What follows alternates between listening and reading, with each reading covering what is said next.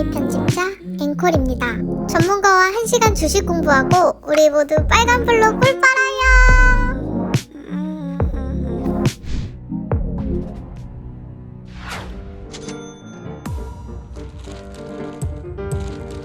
돈이 많이 풀리다 보니 은행에 돈을 넣어놓으면 손해를 보고 있는 거예요. 돈이 없어도 충분히 투자할 때가 있습니다. 뭐냐? 나이스.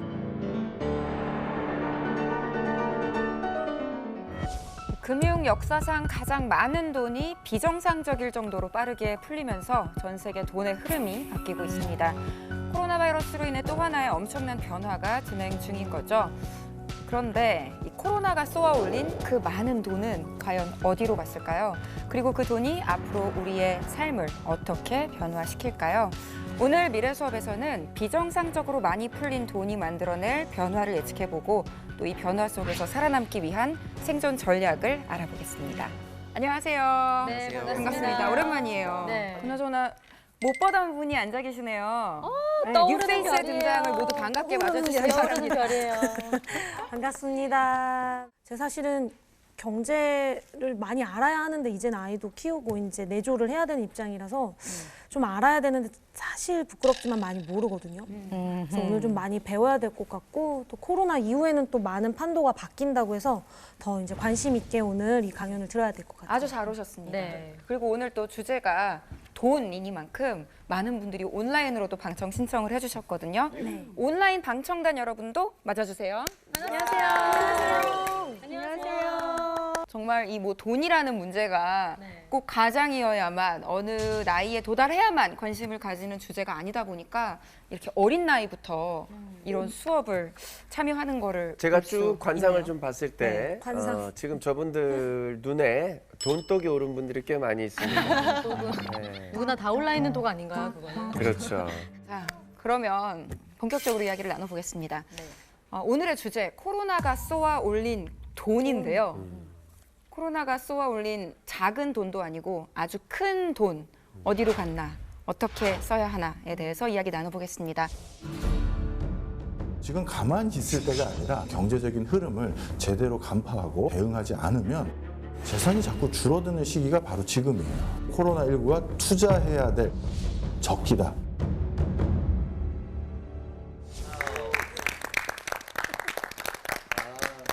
반갑습니다. 돈 냄새를 풍기면서 지금 등장을 하시는데. 예, 반갑습니다. 코로나로 인해서 역사상 가장 많은 돈이 풀렸다고들 합니다. 한마디로 여러분들은 지금 돈이 넘쳐나는 시대에 살고 있는데요. 이런 돈 잔치가 벌려지고 있는 세상에 살고 있는 우리들, 당연히 지금 당장 해야 될 공부는 돈 공부겠죠. 그래서 오늘은 돈에 대한 얘기를 좀 해보려고 합니다. 그 제 왼쪽에 얼마 전에 이제 큰일을 당하신 분이 계셔갖고 돈 잔치를 하기에는 어디서 잔치를 벌였나 싶기도 하고 표정이 많이 어두우십니다. 금융위기나 메르스 이런 거 다 제가 이겨냈거든요. 근데 이번 코로나19는 정말 너무 센 놈이어서 제가 이길 수가 없어서 사실 얼마 너무 전에 가게를 정리를 했거든요. 어디에 뭐 돈잔치를 하고 있다고 그렇게 말씀을 하시는데 사실 그 잔치 초대받고 싶습니다. 제가 돈 잔치라고 표현드렸던 이유는 그만큼 시중에 돈이 많이 풀렸다라는 얘기를 하고 있는 내용입니다. 네. 전 세계적으로 지금은 흔히 말하는 유동성이 가장 크게 공급된 상태인데요. 각국 정부들이 이 코로나19라는 가장 최고의 어떤 경제적 악재를 극복하기 위해서 경제를 어떻게든 되살리기 위해 돈을 많이 풀어댔다 이렇게 보시면 되겠습니다. 네. 여러분들이 이해하기 쉽게 한 가지 예를 들어볼게요. 코로나19 때 이걸 극복하기 위해서 우리 재난지원금들 다 받으셨죠? 네, 받았어요. 네. 혹시 어디다 쓰셨는지 여쭤봐도 될까요? 동네 마트에서 장 보고요. 예, 그리고 필라테스 끊고요. 그렇죠. 장 보는데 주로 다 썼고요. 금방 다 없어지던데요. 이 돈을 많이 푸는 방법들 중에 하나가 바로 대표적으로 재난지원금이었다고 보시면 됩니다. 자, 그렇다면 지금까지 얼마나 전 세계적으로 많은 돈이 풀렸을까 이걸 한번 보여드리려고 하는데요. 올해 5월 달 기준으로요. 미국의 중앙은행의 자산 규모가 7조 1천억 달러였는데요. 그러면 많은 분들이 이 7조 1천억 달러가 도대체 뭐 많은 건가 적은 건가 잘 감이 안 오실 거예요. 그런데 2월 달과 비교해서 얼마가 늘었느냐 보시면 3조 달러 가까이 는 겁니다.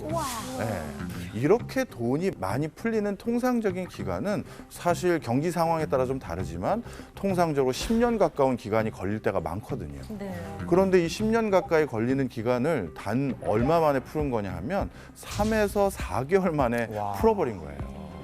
그렇다면 우리나라도 궁금하시겠죠? 네. 우리나라는 6월 말 기준으로 했었을 때 얼마냐 하면 우리나라도 궁금하시겠죠? 네. 우리나라는 6월 말 기준으로 했었을 때 얼마냐 하면 3,077조 정도 돈이 풀렸습니다. 이 돈은요, 작년에 비해서 한 10% 정도 오른 거라고 보시면 될 것 같아요. 우와. 이 10% 오른 게 굉장히 급격한 변화예요.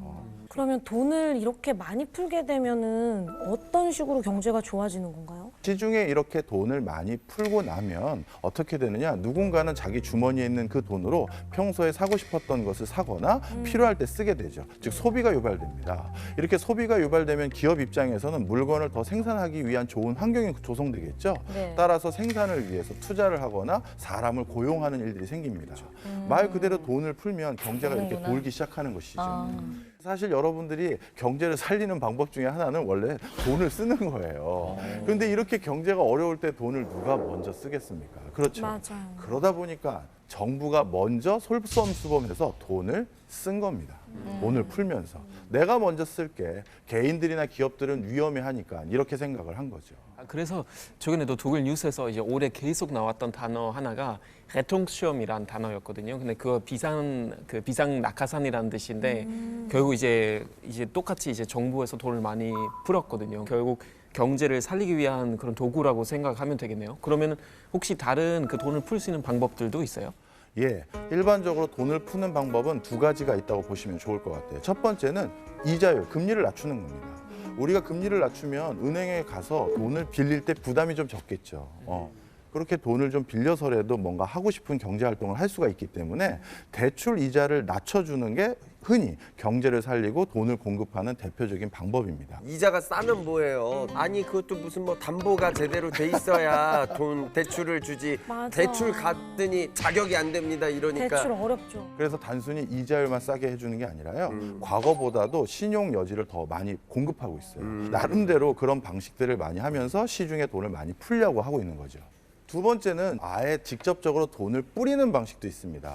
이건 뭐냐면요. 중앙은행에서 사람들이 가지고 있는 채권을 사들이는 거예요. 예를 들어서 제가 중앙은행이고 여기 계신 분들이 우리나라에서 발행한 국채라든가 아니면 회사채 이런 것들을 직간접적으로 보유하고 있는 분들이라고 가정해 보겠습니다. 그럼 제가 중앙은행이 제가 여러분들이 가지고 있는 회사채라든가 다양한 채권을 살 때 산 대가로 당연히 뭘 줘야 되겠어요? 돈을 주잖아요. 채권을 직접적으로 사서 이렇게 시중에 돈을 공급하거나 돈을 더 많이 찍어내서 공급하거나 이런 방식들을 경제 용어로 양적 완화라고 부릅니다. 네. 그러면 지금은 어떤 방식으로 돈을 풀고 있는 건가요? 정말 절박한 것 같아요. 많은 국가들이 이렇게 말씀드리면 좋을 것 같습니다. 모든 수단을 다 동원하고 있다. 이렇게 보시면 될 것 같아요. 근데 그렇게 가용한 모든 방법을 다 동원해서 지금 돈을 풀고 있는데 사실 현장에 있는 저희들 같은 사람들은 돈이 말랐다. 돈이 도대체 잘 느끼기 어디에 있느냐. 힘들죠. 이렇게 느끼거든요. 어디로 도대체 어디로 갑니까 그 돈이. 사실 지금 가장 큰 걱정이 저거예요. 중앙은행이나 정부가 돈을 많이 뿌렸는데 그게 이상하게 시중에서 많이 안 도는 것 같다. 그래서 중앙은행에서 뿌리는 유동성과 시중에서 도는 유동성이 많이 다른데요. 돈의 흐름을 알아보는 대표적인 방식이 단기 부동자금입니다. 자, 지금 보이는 그래프 보이시죠? 코로나19가 창궐했던 2020년 들어서는 더욱더 가파르게 올라갔죠. 네, 바로 단기 부동자금이라고 하면 우리가 이렇게 간편하게 넣었다 뺐다 쉽게 해줄 수 있는 그런 계좌에 들어있는 돈들이라고 보시면 될 것 같습니다. 단기 부동자금이 지금은 1262조가 되고요. 그래프에서도 대충 감이 오시겠습니다만 작년 대비 단기 부동자금이 무려 22%까지 급증했어요. 이게 정말 급격하게 1년 만에. 사람들이 돈을 어디다 써야 될지 모르고 있는 상황이다. 이렇게 보시면 좋을 것 같습니다. 확실히 약간 심리적인 부분이 진짜 큰 것 같아요. 그렇죠. 그러니까 경제가 요즘 안 좋대 하면은 일단 그냥 그 현금 많이 가지고 있는 사람도 이제 그 좀 유라단 약간 그런 말이 나왔으니까 사람들 그냥 일단 아끼는 걸로 이렇게 되는 것 같아요. 잘 안 쓰고. 지금 뭐 역사상 가장 많은 돈이 풀렸다고 하는데 그런 경우엔 또 어떤 일들이 일어나나요? 가장 대표적으로 예를 들어서 이걸 설명드리면 쉽게 이해하실 것 같아요. 여기 계신 분들 대부분 은행에 예금 계좌 아니면 적금 계좌 만들어 보셨잖아요. 네. 어땠습니까? 거의 그렇게 쓰죠. 잘 알지도 못하기도 하지만 일단 갖고 있는 게 망하지는 않을 것 같은. 독일에 옛날에 있을 때 진짜 이자 별로 없었거든요. 거의 막 0.1, 0.2 아니면 거의 0.0이었는데 한국 오니까 그래도 몇 년 전까지만 해도 뭐 한 2.5, 우리보다 2.6 정도 낮구나. 줬던 것 같은데 훨씬 낮구나. 요즘 뭐 0.9, 1% 안 되니까 아 확실히 많이 낮아졌구나라는 생각 많이 했었어요. 다니엘 씨가 말씀 주신 것처럼 우리나라도 이제 저금리 기조가 계속 들어서면서 예금을 해도 특별히 뭔가 나에게 큰 이득이 된다는 느낌이 맞아요. 대부분 안 되고 네. 그냥 예금 통장을 이렇게 생각하시는 분들이 아마 많으실 거예요. 그냥 돈을 얻다가 놓을 데가 없으니 저장이나 하자라는 개념을 많이 완전하게. 쓰시죠. 저장도 아니고 약간 기록의 의미인 것 같아요. 기록. 숫자로 표시해 주니까 아. 내가 계산기를 두드릴 필요 없으니까. 네, 그것도 맞네요. 그래서 이렇게 저장이나 기록의 개념으로 통장을 개설하지 저금을 해놓으면 내가 돈이 될 것 같다라고 생각하는 분들 그런 건 이제는 많지 없어요, 않습니다. 진짜. 자, 그러면 이렇게 금리가 낮아져서 예금 금리가 줄게 되면 은행에 돈을 넣어뒀던 사람들은 어떤 반응들을 점점 더 할까요? 네. 이럴 바에는 빼겠죠. 뭐하러 막 제일 먼저 그래요. 달려가서 빼야죠. 작년에는 에어박이 2,000원이었어요. 1,000 얼마 2,000원. 근데 지금 4,000원까지 갔거든요. 그러면 그냥 똑같은 그 1,000원을 은행에 넣어놨다가는 그걸로 같은 물건을 못 사는 거야, 내년에. 그래서 그냥 차라리 실물 돈을 들고 있는 게 훨씬 낫다고 생각이 들어요, 요즘. 여러분들이 이제 돈에 대해서 돈을 공부해야 될 또는 투자를 공부해야 될 이유가 바로 여기에 있는데요. 그냥 은행에 돈을 넣어놓으면 우리는 인식하지 못하는 상황에서 우리가 손해를 보고 있는 거예요. 그냥 내가 통장에 3억을 10년 전에 넣어놨다. 그건 아마 은행이자 붙여봤자 아마 큰 변화는 없었을 거예요. 근데 그 3억으로 우리나라에서 제일 잘 나가는 회사의 주식을 사놨다든가 아니면 어떤 집을 사놨다든가 하면 아, 이거 내 돈도 아닌데 듣는 것만으로 왜 이렇게 화가 나지? 너무 스트레스. 뭐 잃어버린 것 같아, 손해 본 것 같아.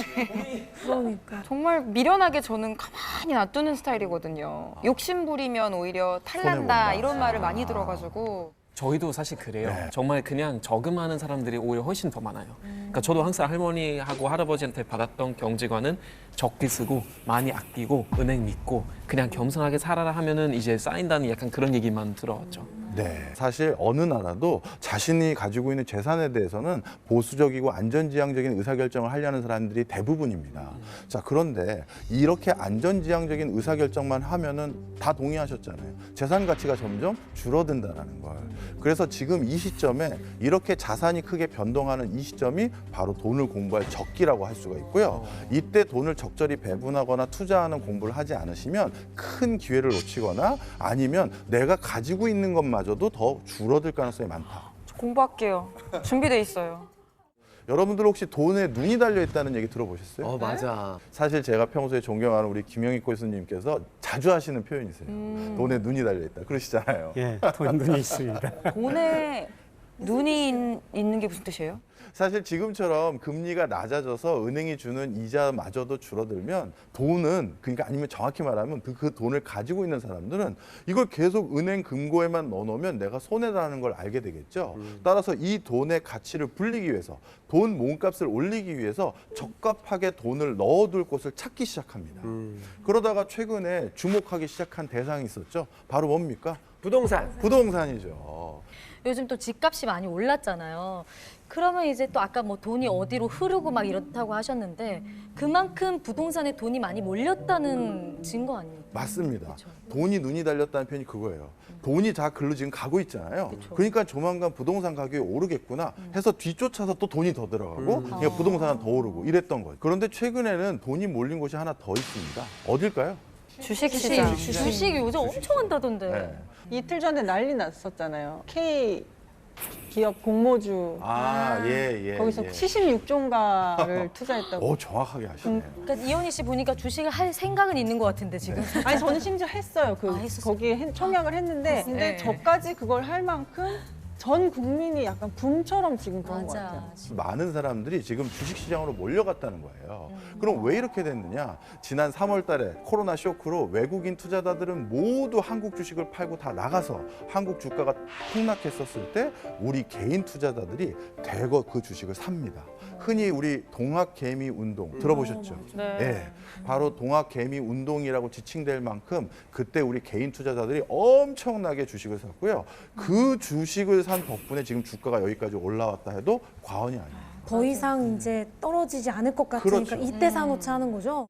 3월 달쯤 이게 패닉 아닌 패닉 상태였을 때 신규 계좌 개설을 하신 많은 분들이 있었었거든요. 그분들하고 한번 인터뷰를 했었어요. 죄송하지만 주식을 한 번도 해보신 적이 없다고 하셨는데 근데 하필 왜 이때 이걸 사시나요? 했더니 우리나라를 대표하는 뭐 L그룹, S그룹, H그룹 같은 그런 걸 살 거래요.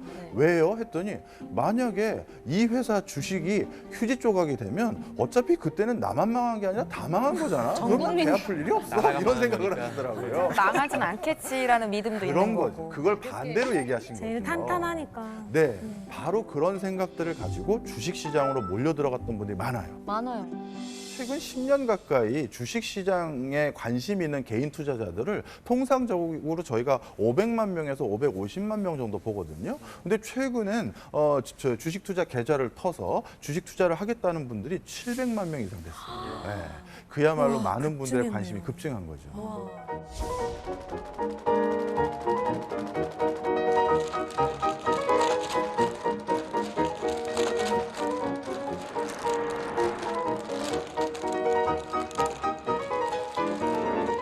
코로나로 인해 풀린 이 어마어마한 돈, 이런 것들이 움직이면서 세계 경제가 지금 출렁이고 있는 상황입니다.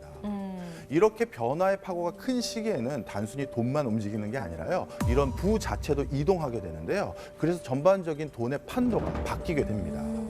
자, 돈의 판도가 바뀐다는 건 우리가 말하는 글로벌 기업들의 서열, 한국 기업들의 서열만 바뀌는 것이 아니라 우리 개개인, 내 재산의 순위, 옆집보다 내가 부자였는데 갑자기 가난해졌어. 이런 일들도 생길 수가 있다는 거죠. 한 가지 예를 한번 들어볼까요? 2008년 글로벌 금융위기 때 어땠는지 다들 기억하시죠? 그 당시는 사실 우리뿐만 아니라 전 세계적으로 이러다가 전 세계가 같이 망하는 거 아니냐 이런 걱정을 할 정도로 경제 상황이 정말 안 좋았습니다. 그때 오히려 과감한 투자를 하거나 적절한 투자를 해서 승승장구하게 된 기업들이 좀 있습니다. 그 뒤로 기업의 판도가 많이 바뀌었는데요. 한번 세계 기업 브랜드 가치 순위를 한번 보실래요? 보시면 2007년도에는 코카콜라가 전 세계 브랜드 가치가 1등이었습니다. 이랬었는데 2008년도 글로벌 금융위기부터 이 순위가 급격하게 바뀌기 시작하죠. 계속 바뀝니다. 2014년도가 됐었을 때는 아까 좀 전에 글로벌 금융위기가 일어나기 전과는 전혀 다른 기업들이 전 세계 경제를 지배하는 걸로 완전히 탈바꿈됐어요. 우리가 이렇게 부의 이동이 일어나고 자산의 변동이 일어났었을 때 이 흐름을 잘 읽고 그 흐름에 편성하거나 그 흐름을 같이 유도할 수 있다면 오히려 더 큰 기회가 된다는 게 바로 이런 말씀이고요. 얼마 전에 미국의 어떤 부를 대표하는 회사 중에 하나가 엑슨모빌인데 그 엑슨모빌이 미국의 다우존스라는 우량한 회사들만 모아서 집계하는 어떤 통계 지표가 있는데 거기에서 퇴출된다는 충격적인 소식을 한번 들었었습니다. 제가 더 충격적인 소식은 우리 독일 기업 중에 하나 있었어요.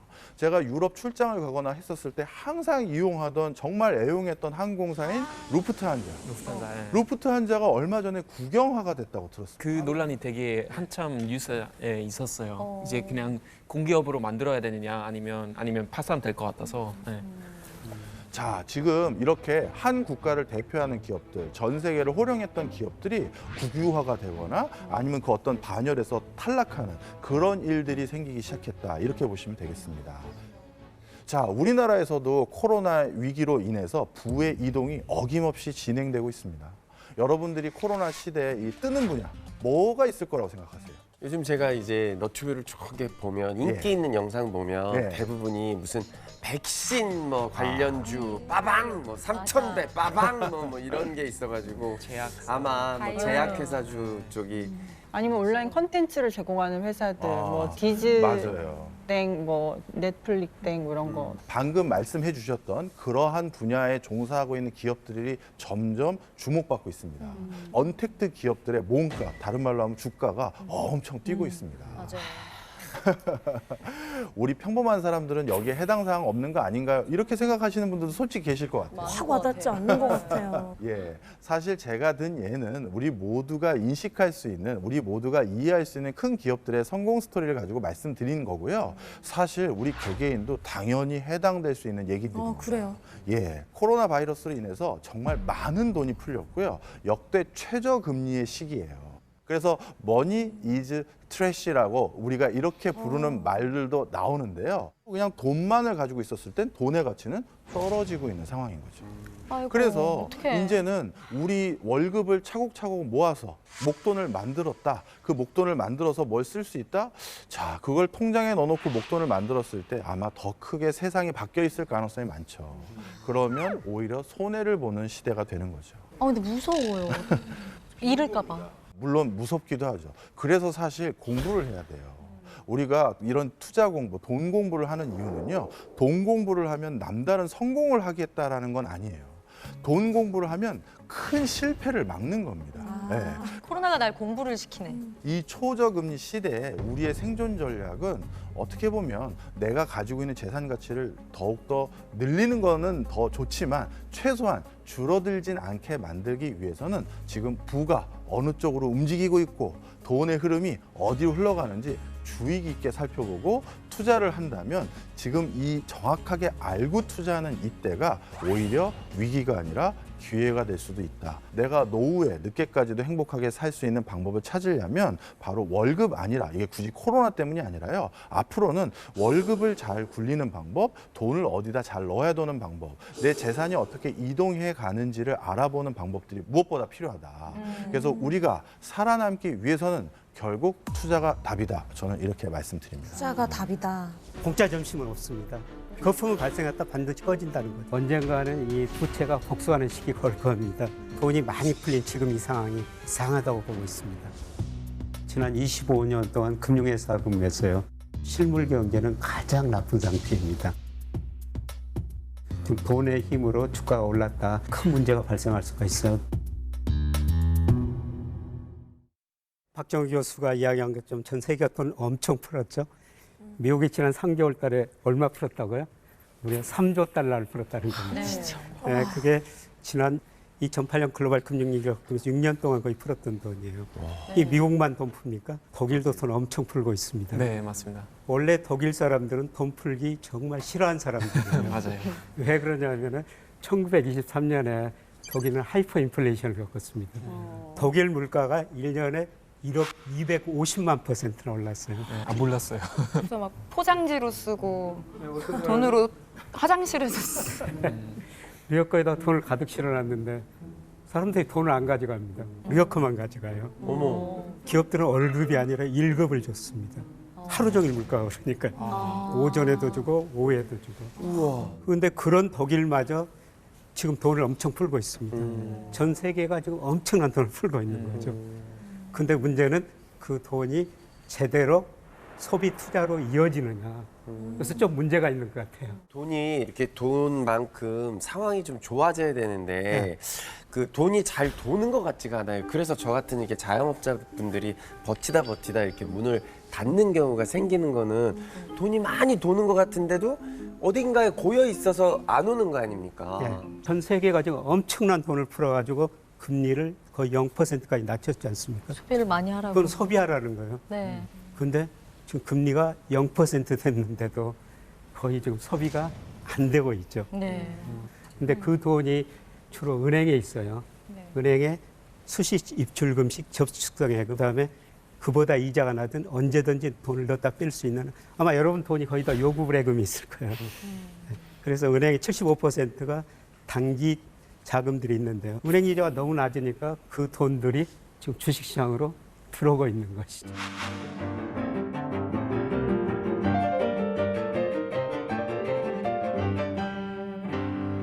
제가 그 주식시장이 너무 많이 오르니까 많은 사람들이 빚을 내가지고 투자를 하고 있거든요. 빚을 내서 투자하는 거를 비투라고도 하더라고요, 진짜. 그렇죠. 우와. 지금 최근에 보니까 이게 급증했지 않습니까? 와. 아이고야. 지금 가장 최근 통계를 보니까 한 16조 5천억 그러니까 돈 빌려가지고 주식을 사는 거거든요. 너도 나도 다 하고 이거 있으니까. 되게 위험한데. 예. 요즘에 대학생들도 그렇게 많이 한다고 왜 그렇게까지 하는지 좀 이해가 안 되는, 저 같은 사람은 좀 이해가 안 되는 것 같아요. 그러니까 빚내서 빚을 내면서까지 투자를 한다라는 그 심리를 이해하기가 좀 힘든 것 같아요. 왜 그런 거예요? 예. 지금 최근에 주식시장이 3월 이후 거의 50% 가까이 올라가 버렸거든요. 네. 주식 가지고 있는 사람 엄청 돈 벌었죠. 그렇죠. 제가 안 가지고 있으면은 다른 사람은 돈 벌었는데 나만 안 가지고 있거나 나만 돈 못 벌었거나. 요즘 그렇다니까요. 요즘 그것 때문에 잠을 못 잡니다. 배가 아파서. 그냥 은행 금리가 낮으니까 주식에서 한번 부자가 돼보자. 뭐 이런 기대 심리도 최근 주가가 오르니까 그런 기대 심리도 많이 작용하고 있는 것이죠. 근데 자기 돈으로 주식 사놨으면은 주가는 장기적으로 계속 오르거든요. 뭐 특별한 종목 빼놓고는 장기적으로 올라요. 그러면 좀 버티면 되는 버티면 건데. 되죠. 이게 빚인 경우엔 내가 빚을 갚아야 되니까. 갚아야 되죠. 네, 그리고 돈을 빌려가지고 주식을 샀다면은 증권사에서 주가가 몇 퍼센트 떨어지면은 강제적으로 증권사가 주식을 팔아버립니다.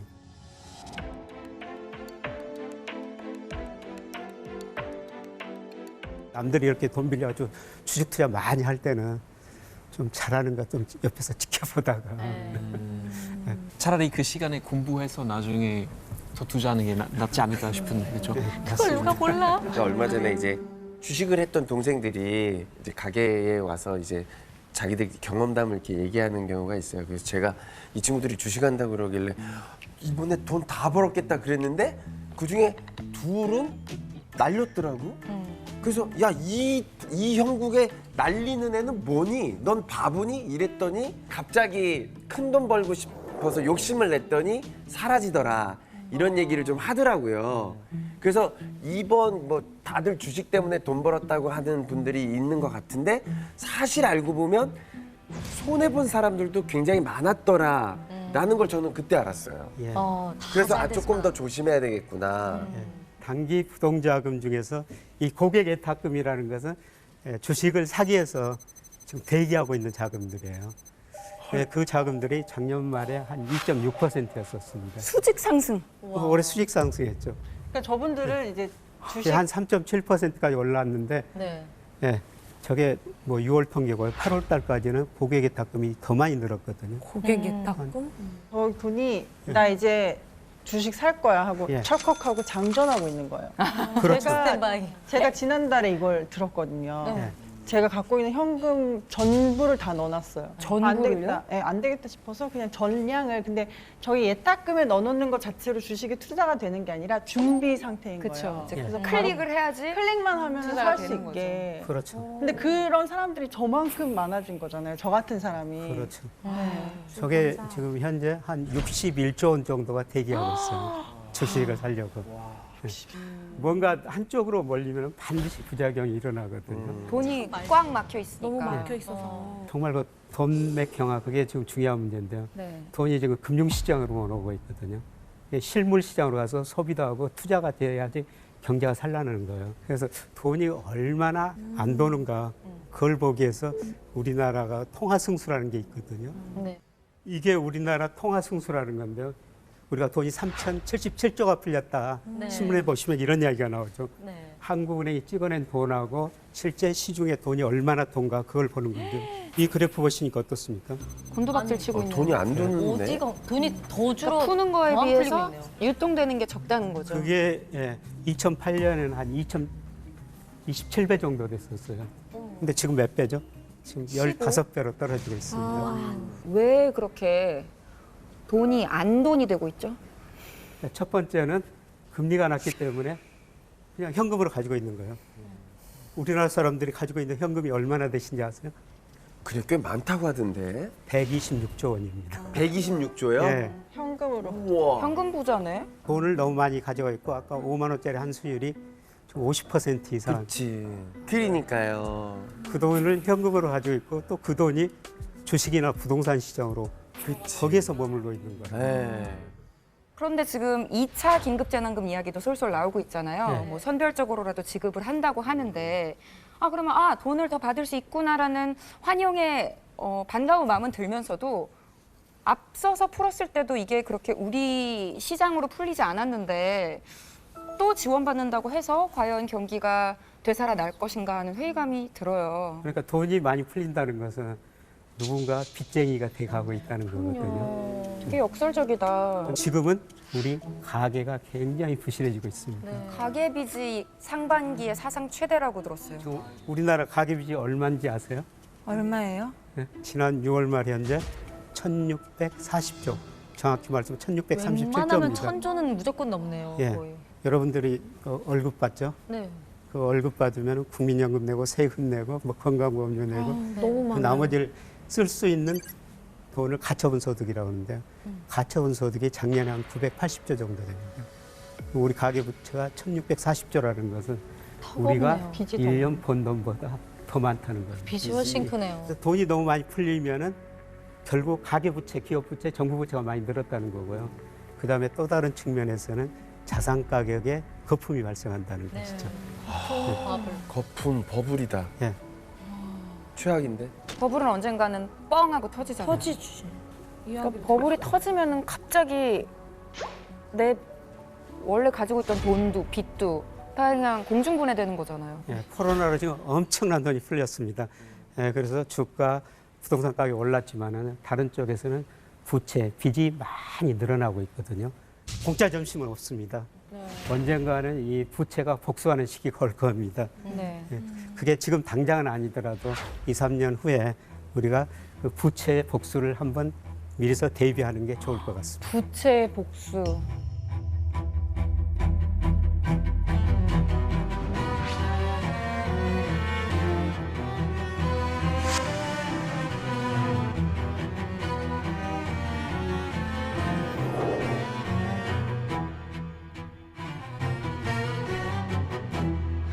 여러분 혹시 강아지 키우세요?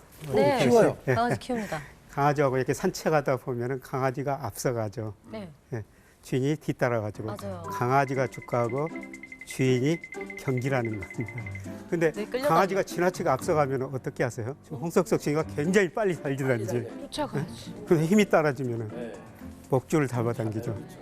걔가 좀 뒤로 와야 되죠. 주춤거리든지. 멈추죠. 아유. 근데 제가 말씀드리고 싶은 것은 지금 개가 주인에 너무 앞서가고 있다. 근데 주인이 개를 따라잡을 만큼 그렇게 힘이 없다. 경제가 그렇게 빨리 회복되지 않는다. 경기가 최근에 5월까지 떨어지다가 6, 7월 달에 좀 올랐어요. 경기가 바닥을 치고 올라가는 과정은 맞습니다. 주가가 경기에 너무 빨리 가면은 거품이다. 예. 그런데 지금 우리 주시장은 완전히 거품이라고도 말할 수는 있는 건 아닌데 그래도 경기에 비해서는 주가가 너무 빨리 가고 있다. 그래서 저 거리가 좀 좁혀져야 되는데 그러려면은 주가가 좀 뒷걸음질을 해야 된다는 것이죠. 네. 그래서 저 괴리가 좁혀지는 과정이 앞으로 전개될 것이다. 그 기간을 우리가 좀 참자. 네, 그런 그 말씀을 드리는 말씀이셨구나. 겁니다. 그러면 이제 언젠가는 하락을 할 수도 있다는 건데 그거에 대비를 하라는 말씀이신데 네. 언제쯤 그게 완료가 될까요? 그거는 저는 지금 시작됐다고 생각하고 있어요. 얼마 전에 우리 코스피 종합주가지수라는 게 있는데요. 네. 뭐 2,450점 넘었어요. 아마 그게 단기 몇 개월로 볼 때는 정점이 아니었을까 저는 그렇게 생각합니다. 네, 그리고 이제 강아지가 주인 곁으로 오는데 혹시라도 주인 뒤로도 일시적으로 가버릴 수가 있거든요. 그쵸, 그쵸. 낙폭이 되게 그럴 큰 경우도 있으니까 지금은 조금 리스크를 대비하자. 네, 그런 말씀을 드립니다. 근데 과거 역사를 보면 이 바이러스가 1차로 끝난 적이 없었어요. 네. 꼭 2차가 있었고요.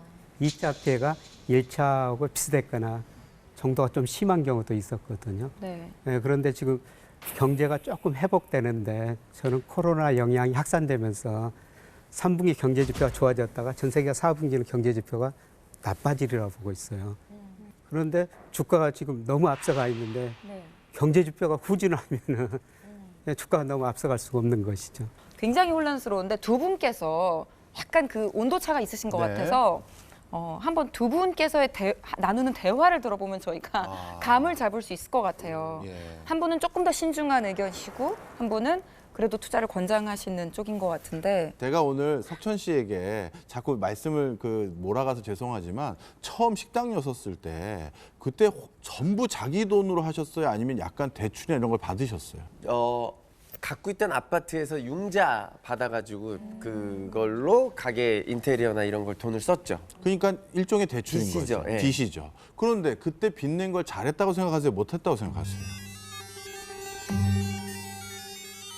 일단 잘했다. 잘했다. 예. 자, 무슨 얘기냐. 누군가는 이렇게 큰 기회가 있거나 그랬을 때 적절하게 자신의 돈 가지고는 그 기회를 실현하기 어려울 때가 있어요. 맞아. 자신이 컨트롤하거나 관리할 수 있는 수준의 빚이라면 좋은 기회가 있고, 여기서 말하는 좋은 기회라는 건 내가 그걸 이해하고 판단할 수 있는 걸 말하는 거예요. 그런 거라면 저는 적절한 이걸 재무관리에서는 레버리지라고 하는데 레버리지는 돌려라라는 게 재무관리 첫 번째 시간에 하는 내용 중에 하나입니다.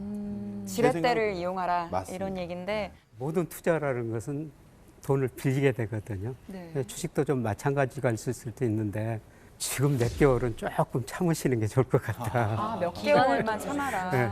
근데 주가라는 것은 굉장히 변동성이 심합니다. 예, 예를 들어서 9월 3일 날 나스닥 지수가 미국의 나스닥 지수가 네, 하루에 하락했죠. 5% 폭락했어요. 네.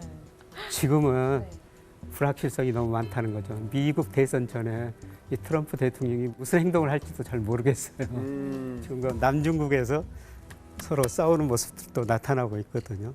그 제가 가장 중요하게 생각하는 것은 지금 돈의 힘 때문에 지금 실물 경제는 바닥에서 조금 올라오고 있는데 지금 주가는 이만큼 많이 올랐다는 거거든요. 이 거리가 좁혀지는 과정이 필요하다는 겁니다.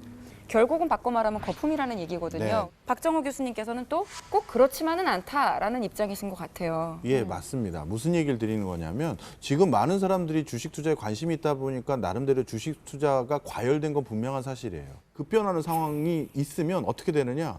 투자할 때가 더 눈에 또렷하게 보여요. 대표적으로 이제 나이 드신 분들도 이 코로나 때문에 무서워서 바깥에 있는 대형마트를 안 가세요. 네. 다 온라인 이커머스로 구입을 하시거든요. 그러면 그 회사들은 투자를 해야 된다는 거죠. 하루라도 빨리 뭔가 좀 뛰어들어야지 조금이라도 더 이익이라는 뜻이에요. 오르고 난 다음에 지금 너무 많이 올랐는데 지금 들어가면 어떻게 해요? 결국은 그 소리 나오거든요. 맞아요. 그건 그렇다면 조금 더 관찰을 면밀히 먼저 했다가 야 이거는 이제 대세가 일로 간 것 같아. 그럼 내가 먼저 들어가자 하면 조금이라도 더 높은 수익을 얻을 수는 있는 거죠. 네. 네, 제가 저 글로벌 금융시장이 좀 불안해질 것이다 이런 말씀을 드린 거는 항상 선행 지표를 찾아봐야 되는데요. 호주 국채 수익률은 선진국에서 가장 높은 0.9%예요. 그다음에 스위스는 마이너스 0.5%입니다. 10년짜리 국채 수익률이요. 그러면은 글로벌 금융시장이 안정적이라고 그러면 어떻습니까? 스위스에서 돈 빌려가지고 호주로 가죠. 국채 사는구나. 그렇죠. 그러면은 돈이 호주로 모이니까 호주 달러가 강세되죠. 그래서 스위스 프랑에 대비해서 호주 달러가 강세면은 글로벌 금융시장이 안정적이다. 영화에서 봤어. 이 그다음에 얘기. 금융시장이 불안하면 돈이 어디로 가겠어요? 안정성을 스위스로. 찾죠. 스위스로 가죠.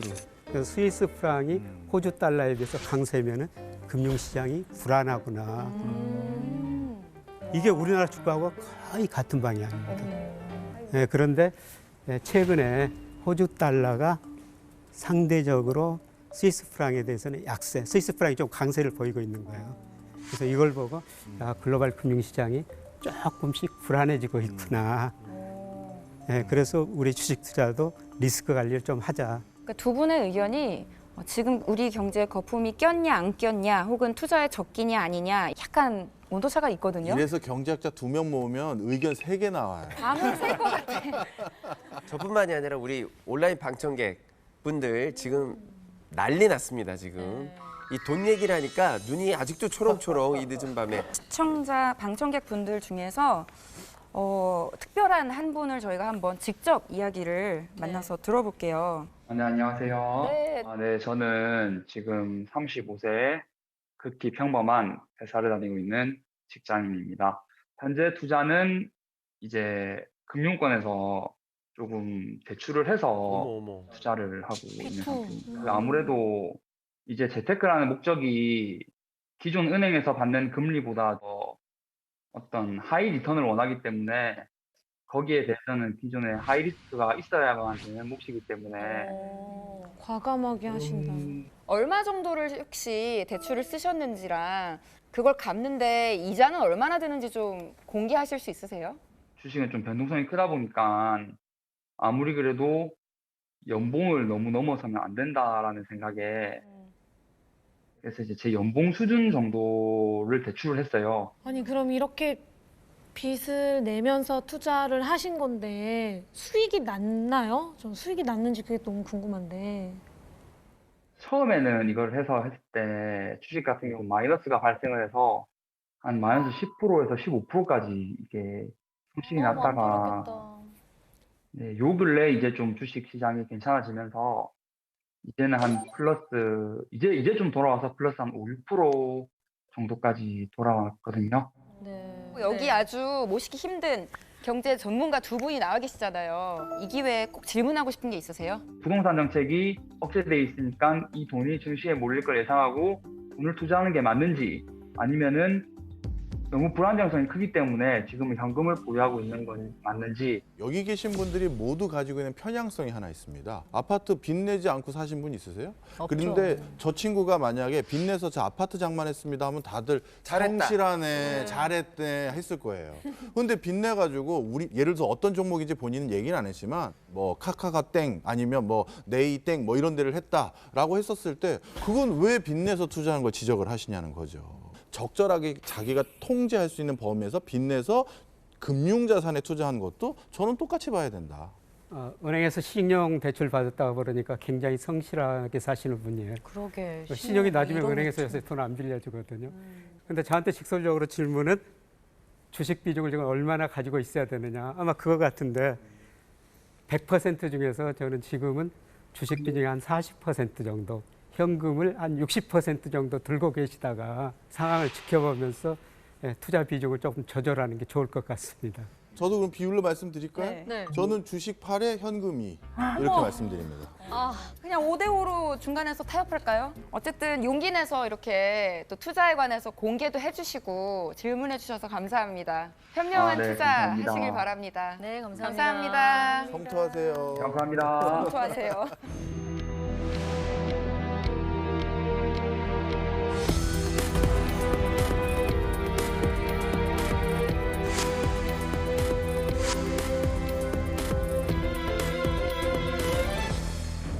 올해 이제 우리 경제가 굉장히 지금 나빠지고 있거든요.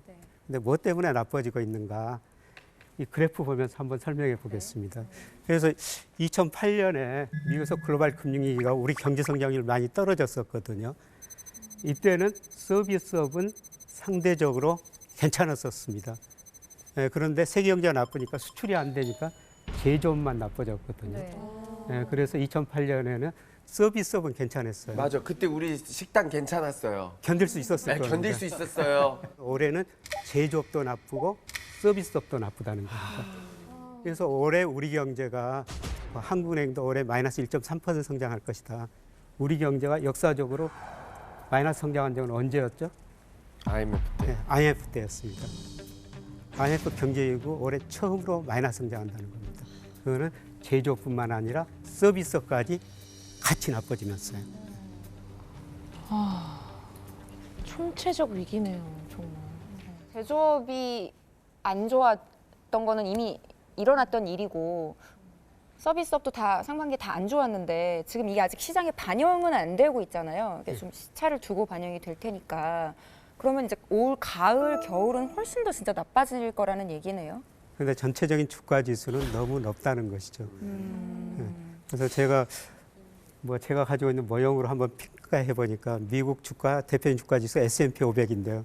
그거는 경제력에 비해서 한 20% 정도 가대평가돼 있고요. 우리나라는 한 10% 정도 가대평가돼 있어요.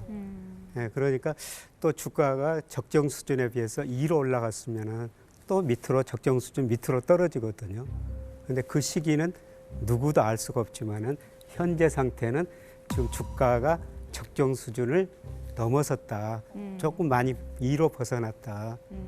그래서 조금 기다리면서 지켜보면서 투자하자. 투자하더라도 지금 한 번에 많이 들어가지 말고 나눠서 들어가자.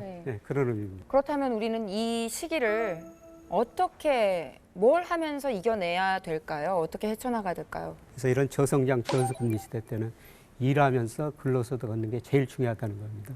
후배들한테 저는 직도 좋지만 업을 가져라. 그러니까 회사에서 뭐 차장, 부장, 이사, 뭐 사장 그거 오래가는 직이 아니거든요. 그 직을 떠나서도 다만 몇십만 원을 벌 수 있는 업을 가져라.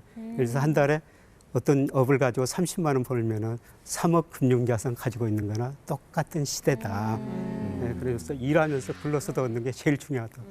힘든 시기일수록 자기 스스로에게 투자하세요. 그래서 더 건강하게, 더 오래 즐기면서 할 수 있는 나만의 업을 찾자는 이야기로 마무리하겠습니다. 감사합니다.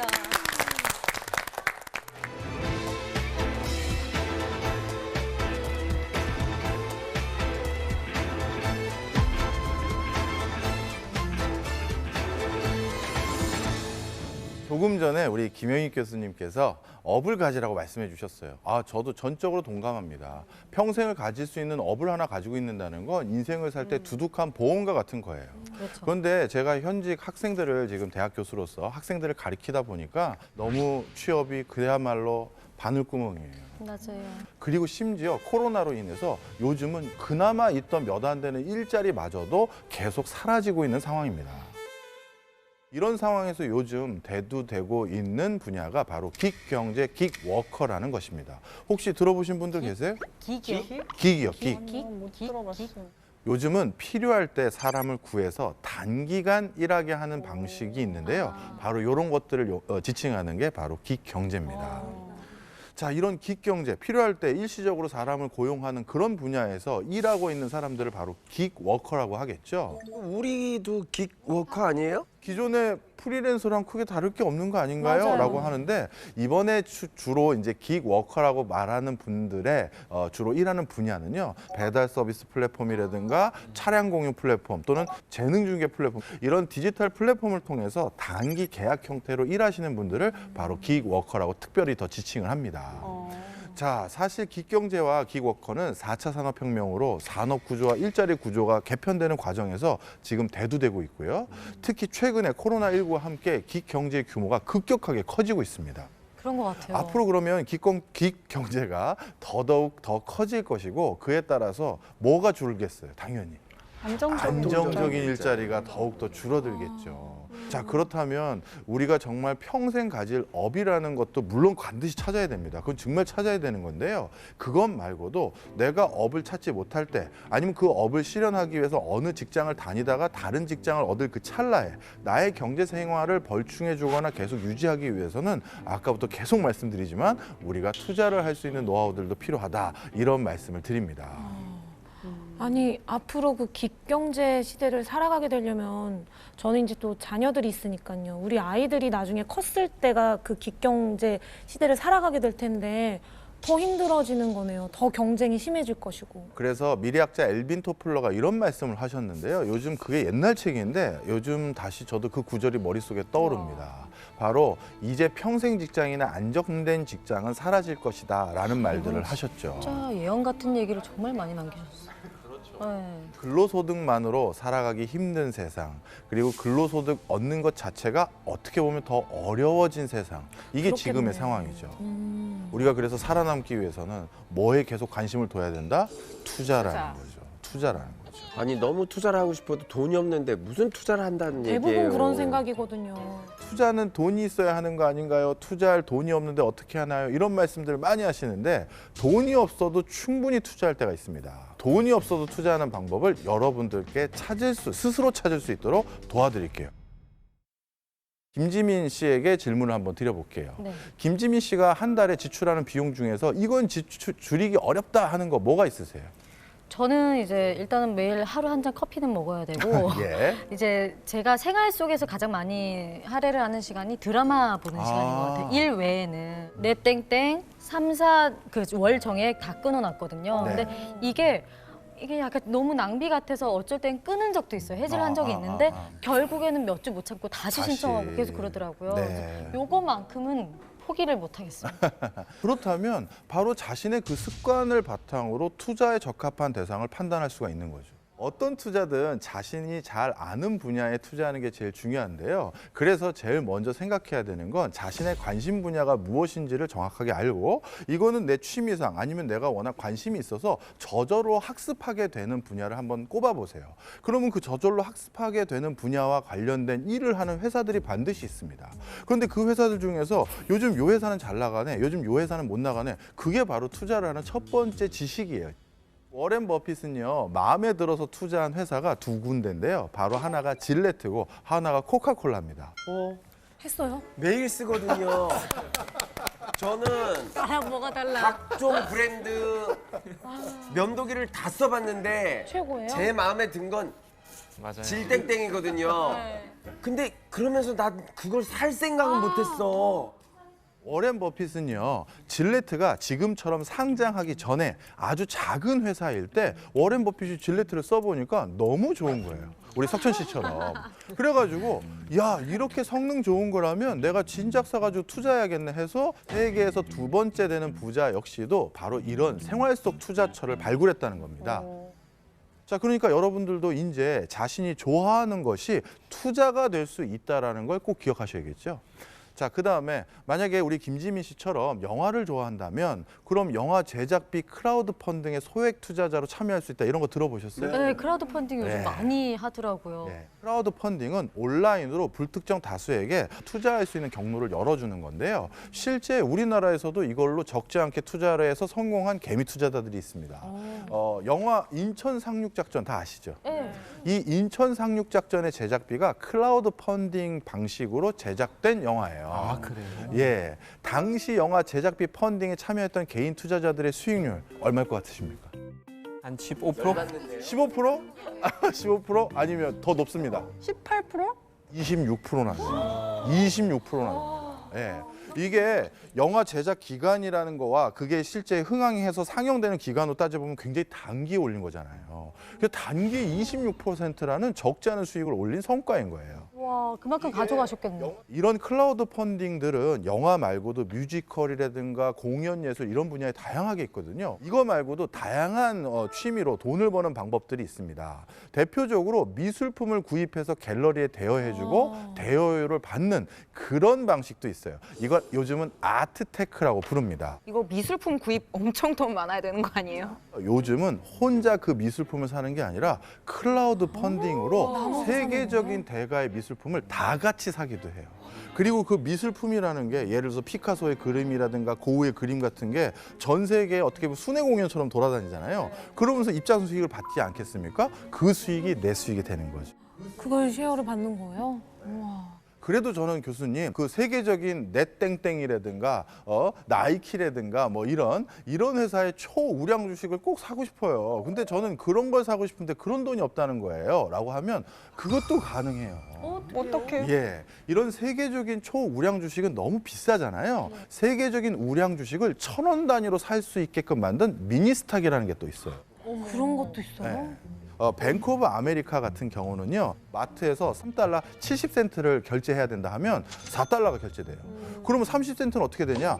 바로 어떤 저축 계좌에 그게 자동적으로 들어가는데, 그래서 학생들이나 애들이 이 긁을 때마다 저축한다라는 어떤 개념도 들리면서 그 돈으로 다시 재테크를 할 수 있게 해주는 그런 금융 상품을 만들어서 또 대박을 친 적이 있었죠. 그래서 거스름돈으로 투자하는구나. 그렇죠. 그러니까 요즘은 내 일상생활과 굉장히 밀접하게 투자할 수 있는 것들이 많다, 이렇게 보시면 좋겠습니다. 진짜 말씀하신 대로 이제 저희 세대죠. 2030, 이 밀레니얼 세대는 아주 적극적이고 다양한 방식으로 금융 투자를 함으로써 이 저금리 시대를 극복해 나간다고 하는데요. 뭐 그래서 신투자 인류다 이런 용어도 나왔더라고요. 이렇게 취미 생활을 살려서 물품 거래를 함으로써 돈을 버는 게 과연 가능한 이야기인지 실제로 증명해 주실 분을 저희가 모셨다고 합니다. 안녕하세요. 성함하고 안녕하세요. 어떤 분야에 투자를 좀 하고 계신지 알려주세요. 운동화 재테크라는 걸 가지고 이제 돈을 벌고 있는 사람 수빈 씨. 되겠습니다. 본인이 운동화로 재테크한다고 친구들한테 이야기했을 때 친구들의 반응이 어땠어요? 무슨 말투죠? 아니 무슨 설정이죠? 하찮아서 나는 너무 이게 말이 되는 소리야 이런 반응이 있을 것 같아서 X세대의 흔한 반응이에요. X세대. 어떻습니까? 비슷한 반응을 했던 것 같아요. 그게 무슨 돈이 되겠냐. 운동화 비싸봐야 20만 원 정도인데 그게 뭐 팔면은 뭐 또 5만 원이나 나오냐 이런 식으로 얘기들을 많이 하는데 이제 뭐 실제로 이제 팔면 이제 20만 원짜리가 1,000만 원짜리로 이제 둔갑하기도 하고 굉장히 놀라는 경우가 많은 것 같습니다. 잠시만요. 20만 원짜리가 1,000만 원이 돼요? 근데 여기 수빈 씨가 얘기한 경우는 1,000만 원이 되는 경우는 굉장히 드문데 20만 원짜리가 80만 원, 100만 원이 되는 경우는 굉장히 흔해요, 사실. 그런 거 많이 그 봤어요. 80만 원, 100만 원 된 운동화를 사는 사람이 적거든요. 저는 매년 남편 생일 선물로 이 운동화를 사요. 한정판을. 근데 제가 새벽 6시 아니면 전날 가서 줄 서서 그렇게 할 수가 없으니까 비싼 그냥 프리미엄을 기회비용, 시간적 기회비용을 따져서 그냥 이런 분들, 고마운 분들한테 웃돈을 많이 주고 사는 거예요. 여지껏 한 얼마 정도를 투자를 해서 얼마 정도를 버셨는지 평균을 좀 듣고 싶어요. 사고 팔고를 이제 옴니암리 더해 보면은 이제 총 투자금이 한 2, 3천만 원 정도가 오갔던 것 같아요. 그래서 이제 수익으로만 따져 봤을 때는 제가 이제 투자한 거에 한 두세 배 정도 이제 수익을 냈다. 가장 큰 수익을 냈던 사례 좀 기억 남는 거 있으세요? 네, 나이키와 아이스크림 회사의 콜라보로 해서 나이키 청키덩키라는 운동화가 이제 20만 원에서 최대 이제 220만 원의 금액에 팔려가지고 약 10배 정도의 수익이 난 적이 20만 원에 사서 220만 원을 받은 거예요. 우리 X세대는 말이야 이해할 수가 없어. 저도 오늘 많은 걸 배웠습니다. 두 분께서는 이렇게 신인류, 이 밀레니얼 세대의 투자 이야기를 들으신 소감이 어떠세요? 저도 사실 제 취미로 재테크를 하고 있습니다. 어떤 거죠? 사실 여러분들이 모르실 수도 있는데 새 책보다 헌 책이 더 비싼 거 아세요? 네. 뭐 초판. 예를 들어서 어떤 책 절판된 같은 거, 경우는 이런 거. 절판돼서 그 책값이 원래 정가가 15,000원인 책이 15만 원이나 3, 4만 원에 팔리는 책들도 많아요. 저도 지금 제가 가지고 있는 장서가 한 2만 권 되는데 그 중에서 어떤 책 가격은 벌써 100만 원이 넘어갔어요. 네. 그래서 이게 뭐 제가 일부러 재테크를 하려는 건 아니지만 제 책들 중에서 가격이 이렇게 바뀌었다는 걸 알고 나중에는 이제 제가 이제 그런 눈이 생기더라고요. 대신 그런 눈을 가지려면 자신이 그 분야의 취미가 돼야겠죠. 미국 연방준비제도 이사회 의장이었던 앨런 그린스퍼는 이런 말을 한 적이 있습니다. 글을 모르면 살기에 불편하다. 하지만 경제를 모르면 생존하기가 어렵다. 우리가 살아가는 데 있어서 경제라는 건 바로 필수 불가결한 일입니다. 우리나라는 그럼에도 불구하고 OECD 국가 중에서 금융 이해력 지수가 거의 낙제 수준에 가까운 나라예요. 우린 옛날부터 이런 투자에 대해서 학교에서 제대로 가르쳐 준 적이 없거든요. 그리고 이런 투자를 공부하다 보면 어떤 회사가 좋은 회사가 되구나, 어떤 직업이 좋은 직업이 되겠구나라는 그런 것까지 바라볼 수 있는 해안도 생기거든요. 그래서 저는 많은 자녀분들께 약간 경제를 배울 수 있는 수단으로 주식 투자를 소액으로 조금이라도 해볼 수 있는 기회를 주었으면 하는 바람입니다. 네.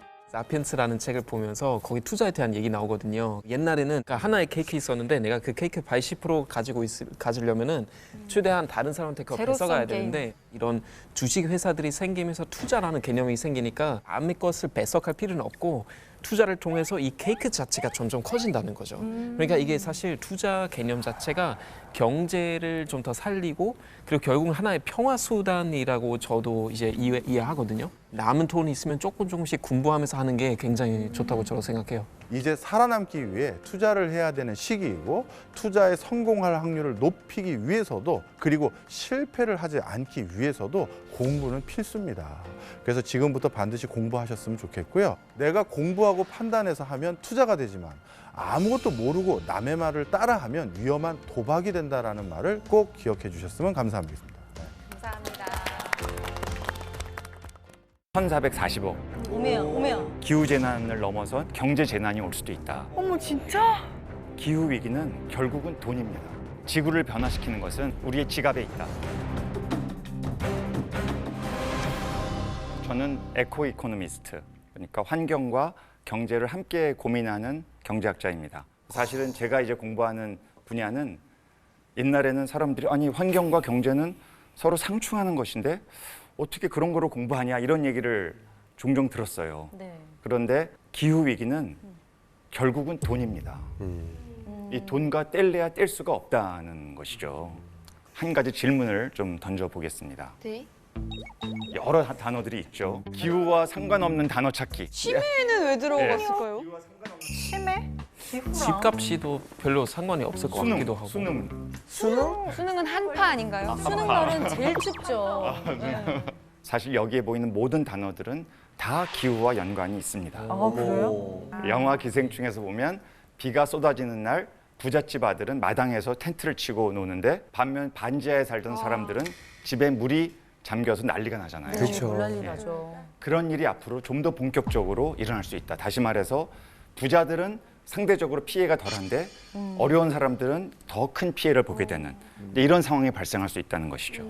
지금 해외에서는 기후변화로 인해서 해수면이 상승을 하면 바닷가 주거지의 이제 침수 위험이 높아지게 되니까 그럼 어떻게 되겠어요? 그 사람들이 이사하는 거기에 그렇죠. 거기에 잘 사는 사람들은 원래 해안가에 대저택들이 네. 많지 그렇지, 않습니까? 말리고. 이분들이 산으로 옮겨가면서 원래 살던 소위 달동네에 살던 분들은 다른 데로 쫓겨나고 거기에 이제 거주하게 되는 이런 일들이 발생할 수 있다는 것인데요. 실제로 그런 일이 이미 미국과 유럽에서는 벌어지고 있다고 합니다. 사실 우리나라에도 이 연구자들이 기후변화 취약성 연구란 걸 해요. 지역적으로 어느 지역이 앞으로 기후변화가 심해져서 해수면이 상승하게 되면 이 지역은 아무 준비를 하고 있지 않으면 침수가 발생할 수도 있다. 뭐 대충 짐작하실 거예요. 그쵸. 우리나라가 삼면이 바다니까. 네. 경제적 여유가 있다면 높은 지대로 가고 싶은 생각을 당연히 하겠죠. 근데 그렇게 되면 말씀하신 대로 집값이 오를 수도 있고 거기에 살던 분들은 오히려 그 혜택을. 높은 임대료와 집값을 감당할 수 없으니까 밀려나가게 되고 결국은 기후변화가 자연만의 문제가 아니고 먼 얘기 아니고 우리 생활에 당장에 관련된 문제다. 이게 이제 아주 중요한 포인트라고 할 수가 있습니다. 또 하나는 폭염과 수능인데 이건 이제 네. 제가 경제학자이기 때문에 상당히 관심이 있는 주제인데 어떤 연구를 했냐면 미국의 고등학생 1,000만 명을 대상으로 이 학생들의 성적과 기후와의 관계를 연구를 한 거예요. 네. 두 개의 상관성이 있는가. 있어요? 예, 그런데 이 결과가 어떻게 나왔냐면 섭씨 32도를 기준으로 기온이 1도 올라가면 성적이 2% 떨어진다. 아, 진짜.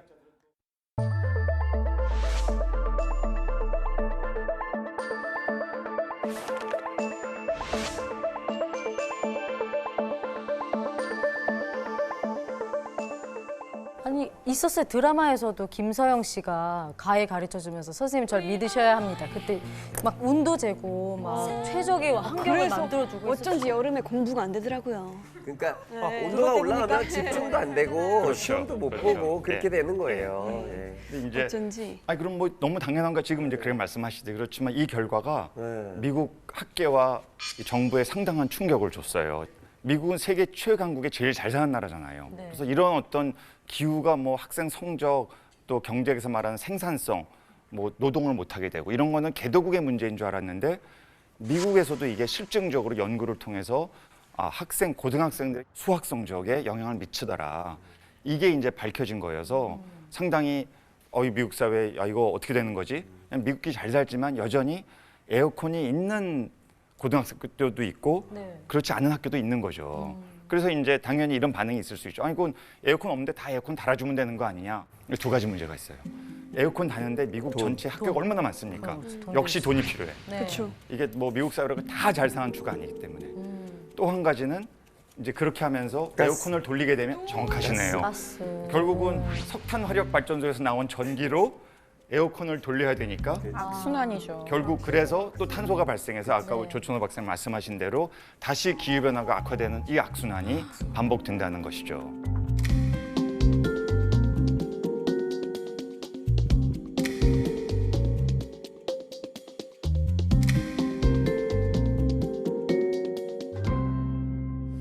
기후변화가 이렇게 뭐 어렴풋하게는 우리 삶의 전반에 영향을 미치겠거니 생각은 했지만 이렇게 하나하나 정확한 수치로 연구가 있다는 사실은 좀 놀랍네요. 네, 그렇습니다. 아니, 근데 이게 기후변화 문제 뭐 이렇게 얘기만 들으면 피해 입은 것만 생각이 나고 돈 까먹은 생각만 나지 이게 무슨 돈 벌 만한 그런 아이디어는 생각이 안 나거든요. 맨날 뭐 몇백억 손해, 뭐 피해 이것만 느끼지 이 기후변화로 돈 벌게 해줄 수 있다라는 얘기는 잘 못 들은 것 같아요. 혹시 있나요? 당연히 있죠. 그 기후변화를 조금이라도 완화시키고 줄이기 위해서 이산화탄소를 줄이려는 노력을 하는 과정에서 생겨나는 부가가치, 일자리, 직업, 산업 이런 것들 많이 이제 있을 수가 있는 것이죠. 누가 가장 먼저 여기에 발빠르게 움직이겠습니까? 바로 투자자와 주식 시장입니다. 주식. 어떤 기업에 돈을 투자하는지 이분들은 꼭 환경에 관심이 없을 수도 있어요. 그쵸. 기업에는 관심이 없을 수도 네. 있는데 돈을 벌고 싶은 거야. 네. 근데 예를 들어 정부에서 규제를 강하게 하고 또 소비자들도 나는 환경적으로 문제 일으키는 기업에서 나오는 물건은 사기 싫어. 뭐 이런 식의 생각들을 갖게 된다면 기업들의 주가는 거기에 따라 출렁이게 되는 거죠. 전 세계적으로도 이런 일들이 나타나고 있어요. 주식시장에서. 대표적인 것이 바로 최근에 엄청난 상승을 보인 주식이 있습니다. 전기차? 역시 빠르시네요. 예, 자동차 관련인데요. 유아인 시장. 미국의 티사. 네. 티사. 티사. 예. 이 티사의 10년 전 주식 가격이 17달러였습니다. 그때 샀어야 되는데. 그렇죠. 아, 진짜 다 사라 그랬는데. 어머. 사라고 했는데 안 사셨어요? 게을러서요.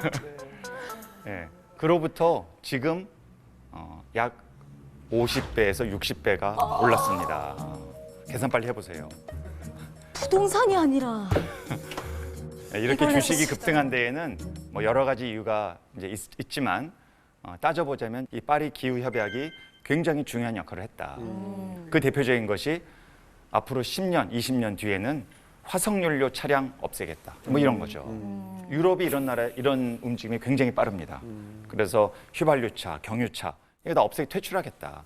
사실 독일은 경유차의 천국이었거든요. 그렇죠. 독일차죠. 예, 그럼요. 뭐 BMW, 벤츠 그런데 엄청나게 빠른 속도로 이게 우리의 산업이었지만 이제 바꾸겠다. 이제 이렇게 얘기를 하다 보니 해당 기업들은 어떻겠어요? 야 이거 우리 지금까지 장사하고 잘 팔고 부자 됐는데 크게 당황을 하게 된 거죠. 야 이거 말이 되냐? 이거 너무 무리한 정책 아니냐? 이제 이렇게 결국 말하면서 공격한 것이 전기차가 비싸지 않습니까? 아직은 비싸거든요, 전기차가. 비싸요. 이건 부자들의 사치품이고 서민들에게는 적용될 수 없는 거다. 아직은 먼 미래다. 특히 어려운 사람들이 전기차를 살 수 없으니 이러한 법 집행은 좀 뒤로 미뤄라. 이런 식의 주장을 카메이커들이 한 거죠. 그때 T사가 발빠르게 또 나섭니다. 기존의 고급 전기차에서 35,000달러짜리 한 그러면 4천만 원 정도 되거든요.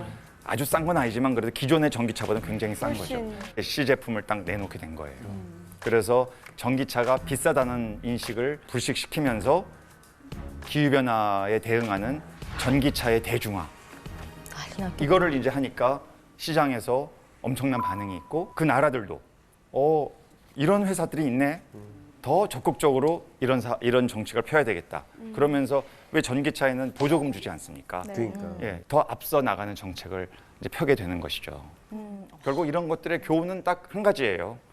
이런 변화된 기후변화로 가는 인류의 큰 과제에 빨리 대응하지 않는 기업은 도태될 수밖에 없다. 이런 큰 교훈을 우리가 얻을 수 있는 겁니다.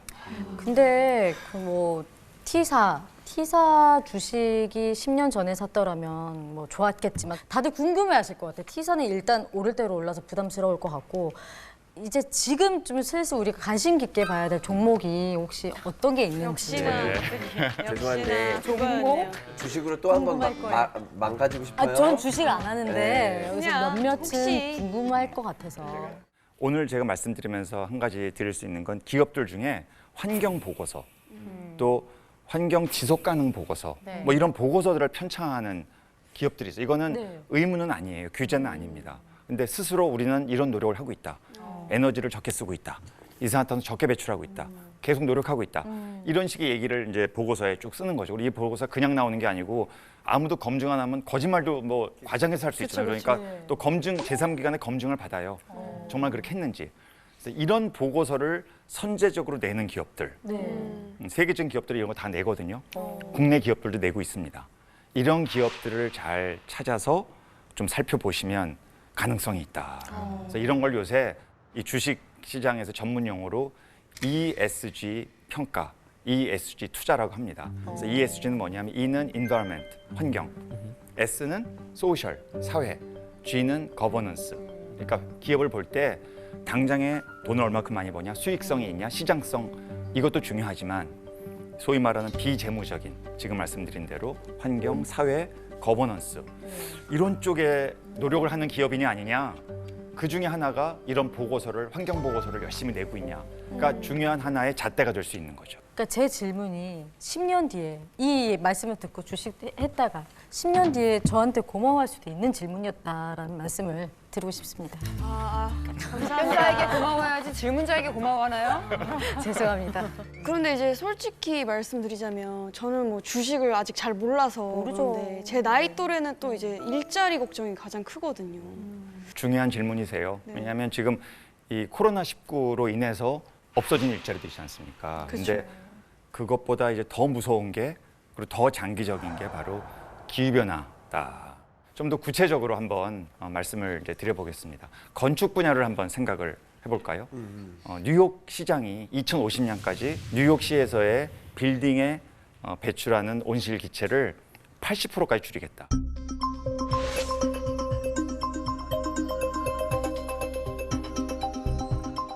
근데 이게 사실은 굉장히 힘든 왜냐하면 건데. 빌딩은 냉난방을 하지 않습니까? 그렇죠. 네. 핵심이 난방은 주로 가스로 해요. 네.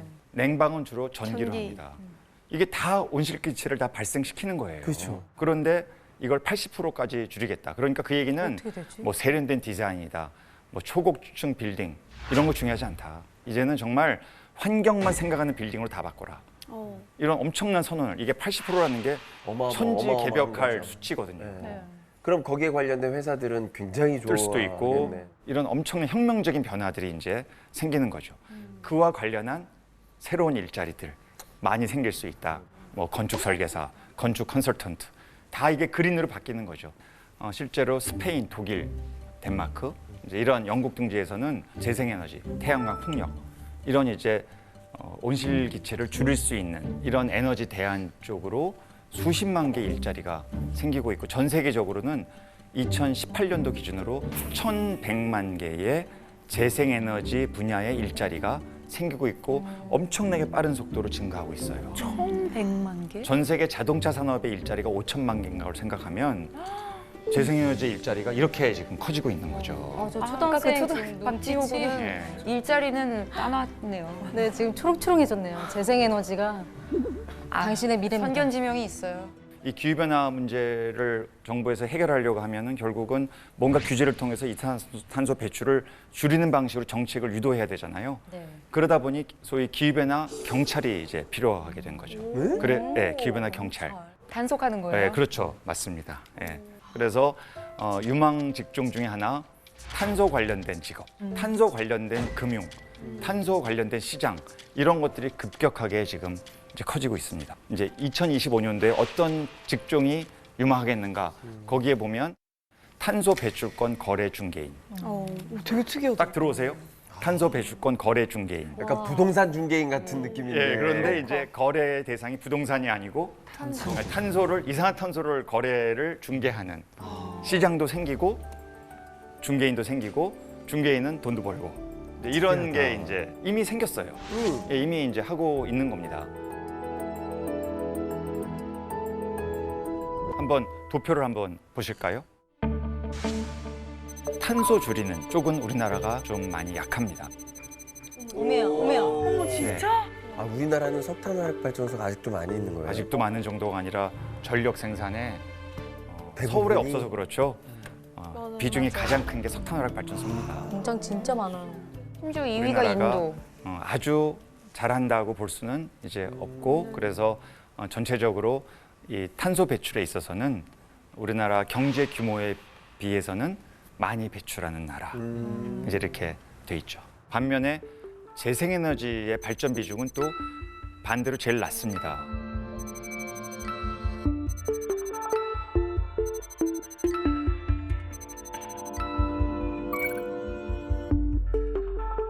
꼴찌네. 예, 이게 좀 사실은 OECD 국가 중에서 우리나라가 2019년 기준으로 전체 발전량의 4.5% 수준이에요. 와, 갈 길이 멀다.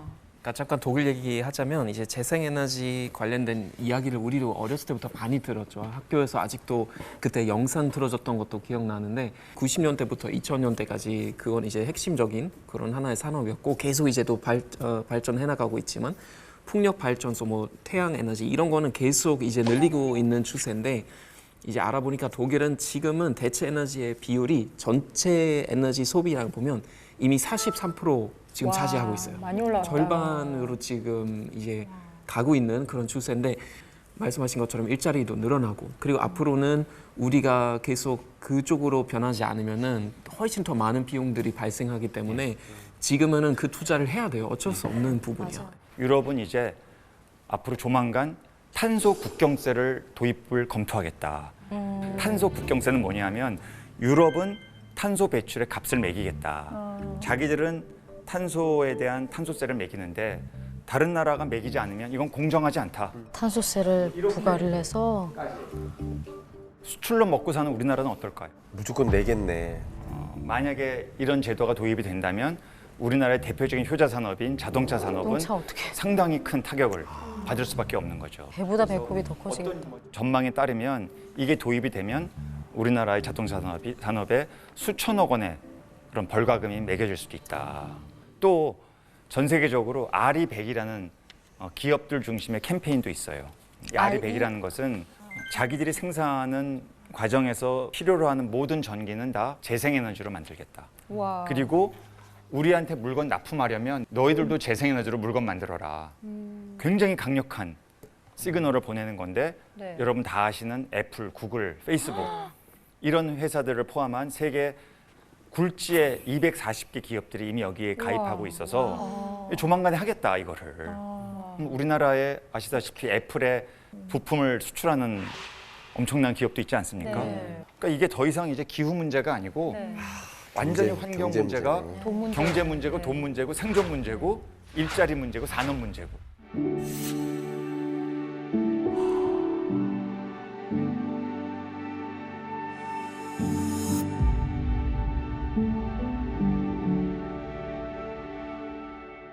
이러한 거대한 대전환이 필요한 시점에서 정부의 변화, 또 기업의 변화 이런 걸 좀 촉발하기 위해서 우리가 뭘 할 수 있겠습니까? 우리들은 소비 주체이기 때문에 네. 똑똑한 소비, 책임 있는 소비, 윤리적인 소비 이걸 해야 된다 이렇게 말씀을 드릴 수 있습니다. 그래서 결국 지구를 변화시키는 것은 멀리 있는 것이 아니고 우리의 지갑에 있다. 우리가 돈을 어떻게 쓰느냐, 어떤 물건을 사느냐, 어떤 방식으로 생활하느냐에 따라서 기업도 도전을 받고 변화를 하고 정부도 우리는 소비자이자 유권자 아닙니까? 결국 기후를 위한 소비는 마이너스가 아니라 미래를 위한 플러스, 투자가 되는 일이라고 생각합니다. 고맙습니다.